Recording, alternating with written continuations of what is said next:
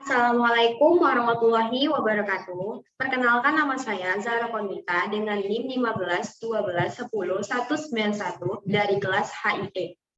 Di sini saya ingin mempresentasikan materi saya yang berjudul Keutamaan Sholat dan Bahaya Meninggalkannya. Pertama-tama, saya ucapkan puji syukur saya kepada Allah Subhanahu wa Ta'ala yang telah memberikan rahmat dan hidayahnya, sehingga saya dapat mempresentasikan materi saya yang berjudul Keutamaan Sholat dan Bahaya Meninggalkannya pada hari ini.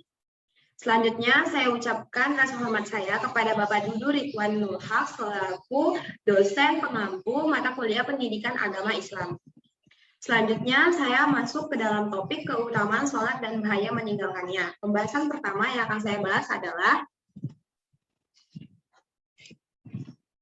pengertian sholat. Sholat merupakan pilar agama setelah syahadat. Sholat dijadikan sebagai fondasi terbaik bagi setiap umat muslim agar mendapatkan rahmat dan kemuliaan bagi kehidupan yang akan mendatang. Dalam perspektif kehidupan, untuk seorang muslim, sholat dijadikan sebagai tugas, bukan hanya sekedar tujuan. Sholat juga dapat memberikan dampak positif bagi lingkungan sekitar dan membawa sisi positif terutama pada diri kita sendiri. Dalam struktur syariat Islam, sholat merupakan suatu kewajiban yang harus dilakukan oleh setiap kaum muslim, baik itu laki-laki maupun perempuan. Sholat sebagai kewajiban yang bersifat secara sentral tidak cukup dikerjakan hanya sesekali-sekali, tapi dilakukan dengan konsisten sepanjang dalam hidupnya. Jika sholat dikerjakan dengan mengikuti suatu sistem, maka sholat itu akan berfungsi bagi yang melaksanakannya dan sesuai dengan syariat Islam. Namun, jika sholat hanya dikerjakan tidak menggunakan sistem, maka yang tertinggal itu hanyalah bentuk ritual-ritual sholat yang tidak sesuai dengan fungsi aslinya. Hadis riwayat Baihaqi dari Umar, sholat adalah tiang agama, maka barang siapa yang menegakkan berarti menegakkan sholat agama, dan barang siapa yang meninggalkannya berarti ia telah meruntuhkan agama. Keutamaan sholat.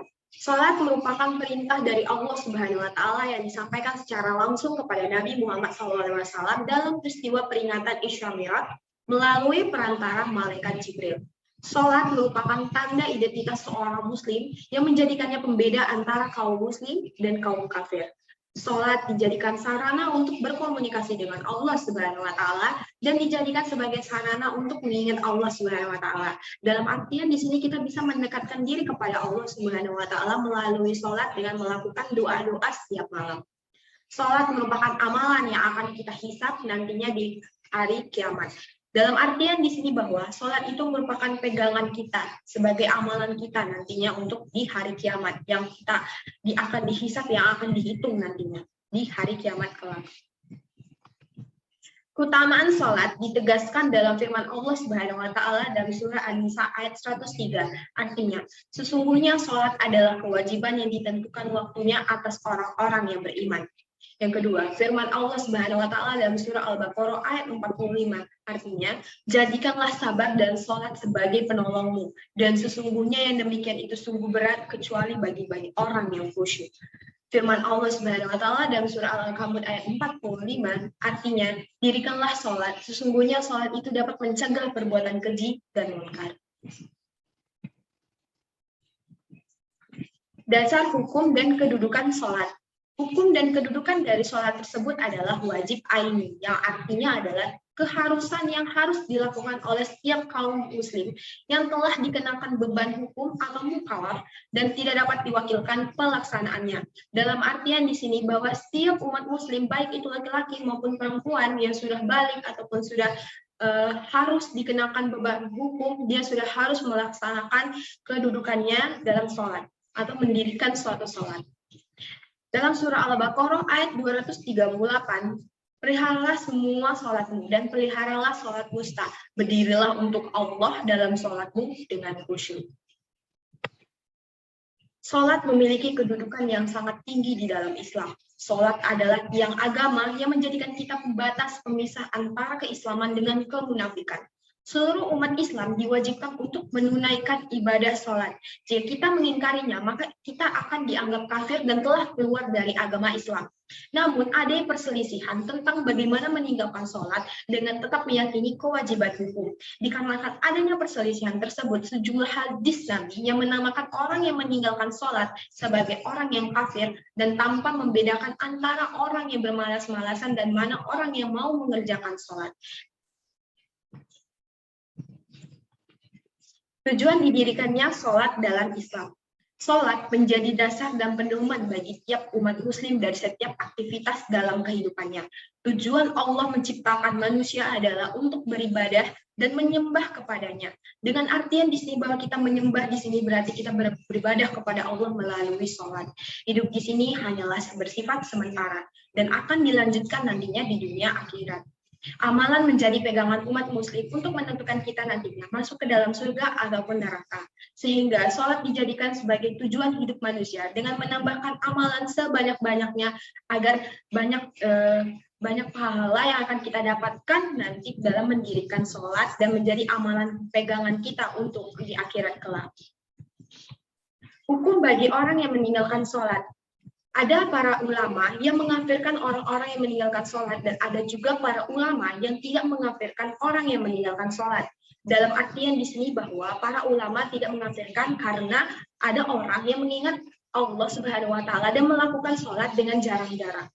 Para ulama yang mengkafirkan orang yang meninggalkan sholat adalah dari kalangan sahabat, diantaranya yaitu adalah Umar bin Khattab, Ibnu Mas'ud, Ibnu Abbas, Muadz bin Jabal, dan lain-lain.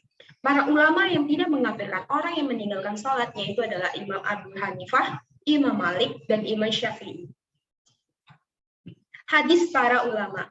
Batas pemisah antara seseorang dengan kekufuran adalah meninggalkan sholat. Hadis riwayat Muslim, Abu Dawud, Tirmizi, dan Ibnu Majah. Perjanjian yang mengikat kami dengan mereka adalah sholat. Barang siapa yang meninggalkannya, maka ia telah kafir.